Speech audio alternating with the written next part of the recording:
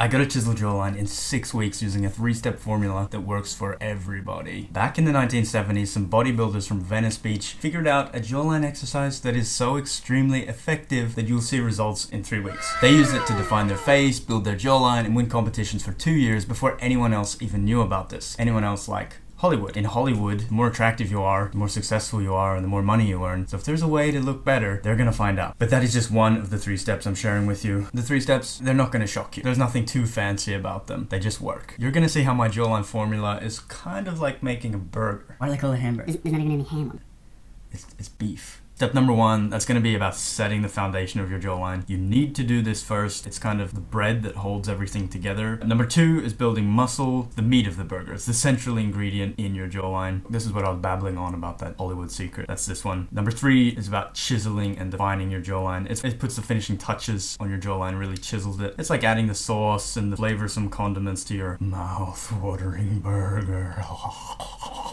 Now, if you follow these 3 steps and you don't get a more chiseled, sharp, defined, attractive, angular jawline, I personally will mail you a box of my famous Mergel muffins. They really are as good as they look. Step number 1 is mewing. No, wait, I know that's boring. If you watch this channel, you've heard me talk about it a lot. And if you haven't, you may have heard of mewing and think it's this weird pseudoscience thing for incels. Hear me out. Quick recap. Mewing is about 2 things. Breathing through your nose, not your mouth, and having proper tongue posture, which is your tongue up against your palate, not sitting in the bottom of your mouth. I have a video that breaks down the steps really easy right here. So click on that if you don't know how to mew. Now, I'm not suggesting that mewing is this crazy thing that can transform your face. I'm just saying it's the foundation of a healthy facial structure. Makes your jaw sit in a proper position and doesn't sag and fall back into your face. Later on, when we're talking about building muscle, it doesn't matter if you have big muscle here, if your jawline sits back in your face, then you just look really weird. So it's all about bringing your face forward and a little bit upwards instead of inwards and downwards. Now you might be thinking, there's no scientific evidence to support mewing, there's just anecdotes. Well, hear me out. I'm just talking about natural and healthy posture and breathing. Super obvious, right? Yeah.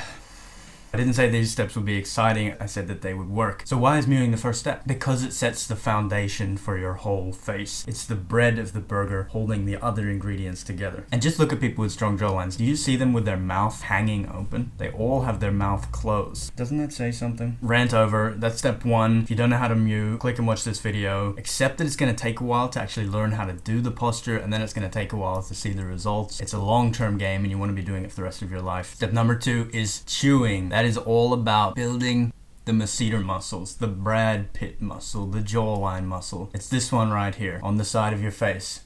You need to chew certain things in certain ways to build this muscle. People think it's just all genetics, but it's a muscle, just like your bicep, just like your quad, your chest, and it can be built. You've just got to know how. It's actually one of the strongest muscles in the body. It's either the tongue or the masseter, so you can't just chew ice cream and expect to grow it. And yet, some people are born with just great genetics and these muscles are big already. Other people, like you and me, luckily, there's an exercise that we can do to grow the masseter muscle. That's exactly what I did. For those of you saying that You can't grow your masseter muscle. It's a muscle on your face. You can't change your face. It's genetics. It's all genetics. This is just... I can point you to plenty of studies where people have hypertrophied their masseter muscles, either intentionally or unintentionally. And there's plenty of anecdotes as well. There's this thing called bruxism, where people grind their teeth where they're sleeping. So they're kind of chewing on their teeth all night, and they have these enormous masseter muscles. It doesn't look good, like it's not a good thing, but that's just one level of proof that these muscles can be grown. You know, I can link you around to so many different articles of people that have chewed on weird things and they've grown their masseter muscle. Well then,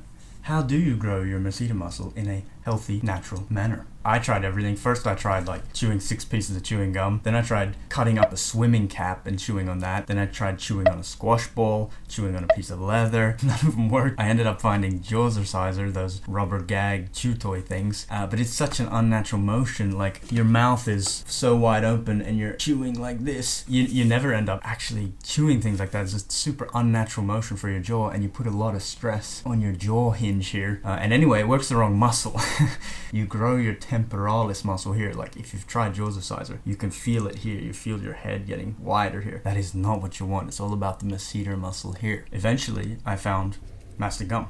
Mastic gum is actually 10 times harder than regular gum. It doesn't put your jaw in an unnatural position. It doesn't stress your jaw hinge. It doesn't give you TMJ. You can do it while you're studying, working, walking, working out. You don't have to walk around with this big ball in your mouth. If you're trying to build your masseter muscles, which are the strongest muscles in your body, you're gonna need to add weight and add intensity. So mastic gum is like deadlifting 300 kilos, and chewing regular gum is like trying to build muscle by running a marathon. It's sugar-free, low-calorie, it's a natural antibiotic, it gives you really fresh breath. It's no wonder people are Googling this stuff like crazy, and its growth is just exponential. It worked so incredibly well that I started my own brand to start selling it. I wanted to spread the word about this. I can promise that you'll get a sharper jawline, or I'll give you your money back. But you need to know how to chew it. The main thing to remember is you want to build the lower portion, the lower outer portion of your masseter muscle. This is a big muscle, and you can build up here, which is good. You want to build the whole thing, essentially. For me personally, I want to put the focus on the lower outer part, and there's a certain way to chew to do that. No matter how you chew mastic gum, you're gonna exercise your temporalis a little bit. So how to chew, depending on where you chew in your mouth, that can determine where on your jaw and where on your head you're working out. The wider your mouth is open, the more you're gonna work your temporalis. The further to the back, the higher you're gonna work on your face. So I generally chew mastic gum, these teeth, the front, maybe the front 8 teeth. Chew at the back to build mass in your whole masseter muscle. But as you get more experience, you're gonna want to chew more with the front teeth, still at the side here as well, like to the side, and to the front, and that's gonna really put the emphasis on this lower portion, which is the real Hollywood pop. Also, when you're chewing, you don't want to chew like a cow where your teeth are grinding sideways. You shouldn't see your jaw be moving side to side like that when you're chewing. Try to chew up and forward. How many pieces of this stuff do you chew? I mean, it depends on the size of the piece. Mastic gum is a natural resin from mastic tree all the way over in Greece. They fought wars over it for thousands of years. At one stage it was worth more than gold. It has a long history, but the point is they come in different shapes and sizes. So it depends on the size, but you get a decent sized piece. That's enough to begin with. If you buy a pack, I'll send you an email about making a plan for you, how much you should chew depending on where you're at. But you don't need a lot. Remember, it's super hard. You don't want it to be crazy hard. You're gonna chew this thing for 20 to 30 minutes, and that's going to be enough. You're going to be sore the next day, and you can do it again. Over time, you can start to increase the duration of your workouts and how many pieces you chew. And if you do that for like 3 weeks, you're going to see a stronger jawline in the mirror. If you do that for 2 months, you're really going to build a Brad Pitt jawline. If you've never trained these properly, you're going to have some newbie gains. So that's why you see results within the first 3 weeks. And by the way, after chewing, you're going to have a lot of blood here because you're pumping up these muscles here. You get a pump in your face. Blood is rushing into your muscles, and that's what we call a pump. At the end of the workout, the blood drains and you see, these are bigger, and over time, you're going to be building the muscle. Step 1 is mewing. Set the foundation of your jawline. That is the bread that holds your burger together. Step 2 is chewing. Build the muscle. That is the meat, the patty in the middle of that delicious burger. Step 3 is slimming. It is about chiseling and defining your jawline. It is the finishing touches on your delicious burger.